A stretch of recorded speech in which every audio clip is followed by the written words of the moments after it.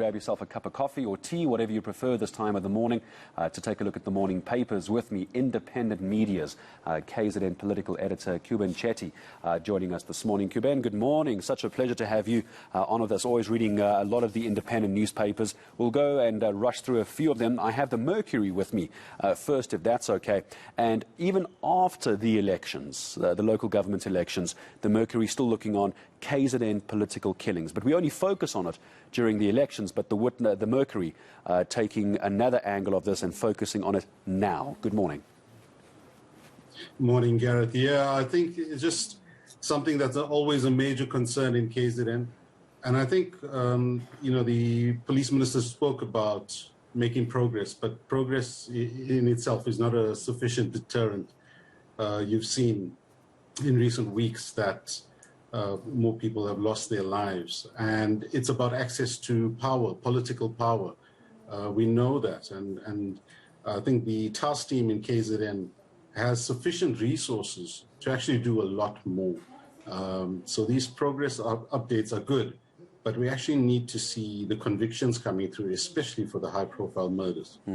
I'm not too sure what other story you wanted to pick up on the Mercury, Kuben, so tell me if you want to talk about another one. The one other story that stands out for me, though, is the city blacklisting body has no chairperson. And this has got nothing to do with a bad credit rating at all. This has all got to do with fighting corruption. And it's been months now, if I remember the story from late last year.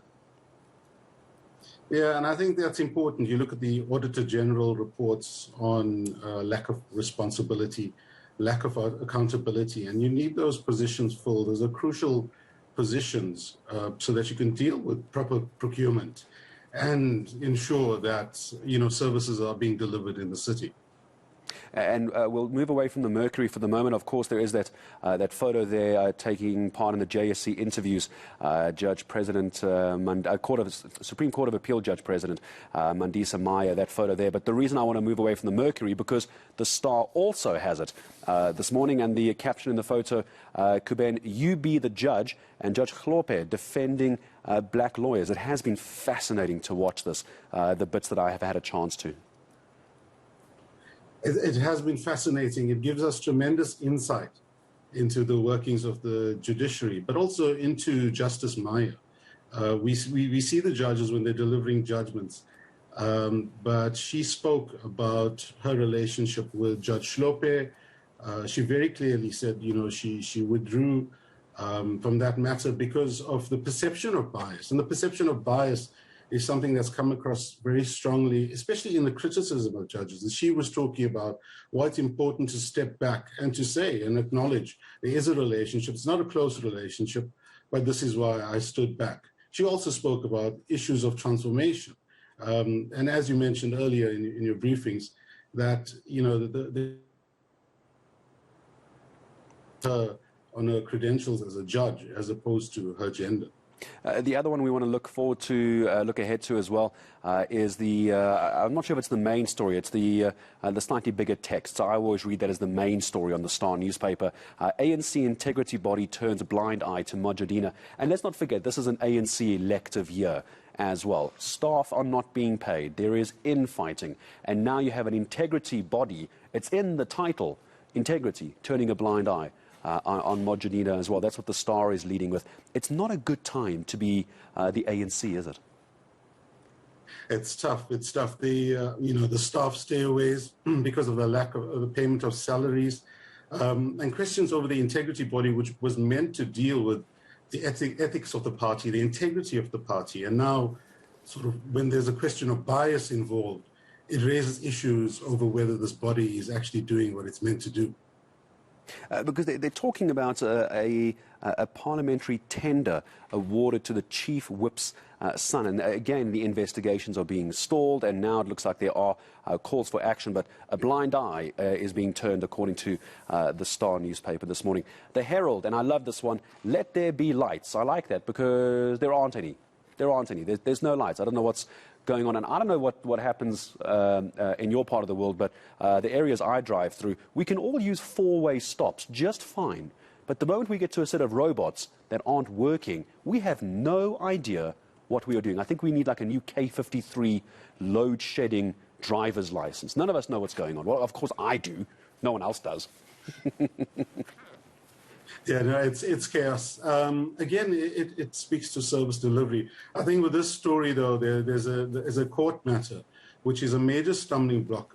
The concerning thing there in this story is that they're talking about resolving this in June. So we're in February now. June is a long way away. To deal with traffic lights that are out, street lights that are not working until June. So I think the city and the CCTV camera operator needs to actually come to the party, because it's the motorists who are paying the price here. And of course, there's the high risk of accidents in that area. Kuben, you and I have been around a long time, and so is the blackouts and the load shedding. If they can't get the robots working when there isn't a strain on the system because of all of us using heaters, we know what's going to happen in June when we're all trying to keep ourselves warm. It's going to be even worse. What about the idea of solar panels? Someone was tweeting me earlier this morning saying, Gareth, ask Kuben about solar panels. Isn't there another way to power this? I would have thought yes, but I also imagine, tell me if I'm wrong, Kuben, those solar panels are expensive. That's going to vanish and be stolen very quickly. And that story talks about the vandalism. And I think, we need to look at who's buying the scrap metal, or if it's the scrap metal dealers, because, it's supply and demand. And that is another avenue that the police and the city have to get involved in to try and stem this, which is causing chaos on those roads. No, it really is. It's astonishing. Like I said, we need a new K53 blackouts and load shedding driver's license so we can all understand what's going on. Kuben, what fun. Such good to have you. Such a good time to have you with us here on eNCA this morning. KZN political editor for independent media, Kuben Chetty, joining us as well. Just a quick one. I just want to pick this up. Just at the bottom of the Herald, maybe it's a story we can follow up on, team. Fishermen are suspected of shooting seals off Seaview. Thank you, team. Very quick on the desk there for me, bringing up the Herald. There it is at the bottom. You'll see it in a moment. Concerns have been raised that seals are being shot by offshore fishermen in the Seaview area. If anybody knows what's going on, can you tweet us at eNCA? Maybe just try and give us a heads up who we can talk to, where we can go, because that's a terribly sad story if in fact that is true. Thank you, team, for bringing that up.